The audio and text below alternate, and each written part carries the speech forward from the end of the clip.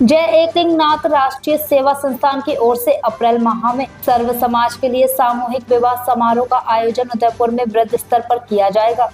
यह संगठन उदयपुर में अन्य कई सामाजिक गतिविधियां संचालित करने के साथ ही शहर की समस्याओं को भी पुरजोर तरीके से उठाएगा। जय एकलिंगनाथ राष्ट्रीय सेवा संस्थान के अध्यक्ष आकाश बागड़ी ने मंगलवार को प्रेस वार्ता में यह जानकारी दी। उन्होंने बताया कि जय एकलिंगनाथ राष्ट्रीय सेवा संस्थान का हाल में उदयपुर में गठन हुआ है, जो गैर राजनीतिक है। यह संगठन सामाजिक विकास के लिए काम करेगा। संगठन की ओर से पहला कार्यक्रम सामूहिक विवाह का रखा गया है। यह आयोजन 30 अप्रैल को आखा जीत के मौके पर होगा।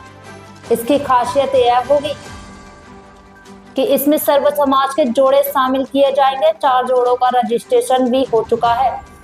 अभी तक हर समाज अपने अपने समाज के जोड़ों के लिए ही सामूहिक विवाह का आयोजन करता रहा है, लेकिन जय एकलिंगनाथ राष्ट्रीय सेवा संस्थान ने तय किया है कि सभी समाज के जोड़ों को इसमें शामिल किया जाए, ताकि जिन समाजों में सामूहिक विवाह नहीं होता अथवा कई गरीब लोग आयोजन में शामिल नहीं हो पाते, उनको भी इसका लाभ मिल सके। सामूहिक विवाह में शामिल होने वाले लोगों से कोई शुल्क नहीं लिया जाएगा, बल्कि वर वधू को कन्यादान में कई तरह की वस्तुएं प्रदान की जाएंगी। समारोह के लिए संस्थान के पदाधिकारियों की बैठक हो चुकी है, जिसमें वर वधू की शोभा यात्रा बौरा गणेशी मंदिर से फतेह स्कूल तक निकालने का निर्णय हुआ है। संगठन का पहला स्नेह मिलन और कार्यकर्ता सम्मान कार्यक्रम बुधवार 25 दिसंबर को अशोकनगर स्थित विज्ञान समिति परिसर में आयोजित होगा, जहां पत्रकार सम्मान कार्यक्रम भी होगा।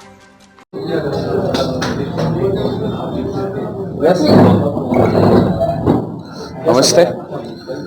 एकलिंगनाथ सेवा संगठन का मैं संस्थापक कल दिनांक 25 तारीख को स्नेह मिलन का सामूहिक रखा गया है विज्ञान भवन में, और पत्रकार सम्मान भी रखा गया।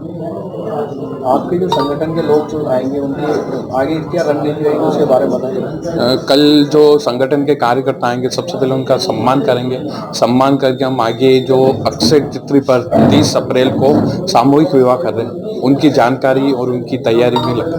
संगठन किस तरह से सामाजिक क्षेत्र में काम कर रहा है? संगठन शिक्षा, चिकित्सा और पर्यावरण तीन उद्देश्य में काम कर रहा है अभी।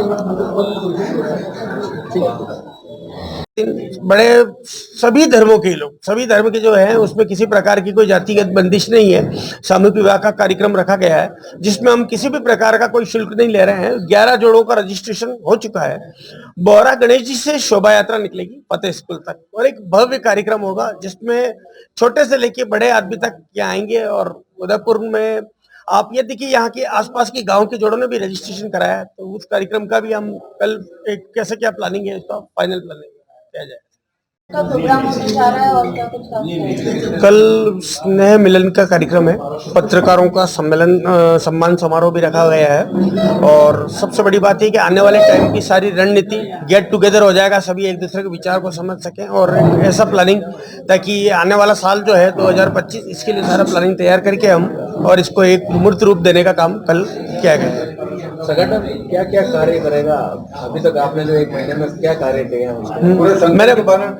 मैं आपको बता रहा हूँ कि संगठन ने, आप देखिए कि जिस तरह सबसे बड़ी चीज होती है आर्थिक सहायता। एक व्यक्ति को जाकर के जो बीमारी के दौर से गुजर रहा था उसको मदद की, एक कैंसर पेशेंट को 2 लाख रुपया मदद की वहां पर जाकर के, और कई जांचें इन्होंने, मतलब आप ये देखिए कि हमारे आकाश जी बागड़ी जो खुद मेडिकल से रिलेटेड है, तो इन्होंने अपनी जांचें निःशुल्क कर दी वहां पर।